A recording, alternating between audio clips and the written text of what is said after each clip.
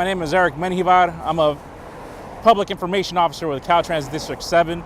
I'm here on Pacific Coast Highway, State Route 1 on the northbound lanes where our contractor has already begun work to start repairing some of the damage that we received from the Woolsey Fire. Our contractor will be closing off various segments of Pacific Coast Highway between Topanga Canyon Boulevard, which is State Route 27, and Decker Canyon Road, which is State Route 23, repairing guardrail, also doing erosion control on some of the damaged hillsides, and also on repairing a lot of damaged signs that were charred in the fire. So remember, when you're driving on PCH and you're driving through a work zone and you see these yellow lights, remember to slow down and move over when you're coming across our work site here on Pacific Coast Highway.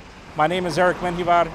I'm a public information officer for Caltrans District 7 in Los Angeles and Ventura counties. Drive safe out there.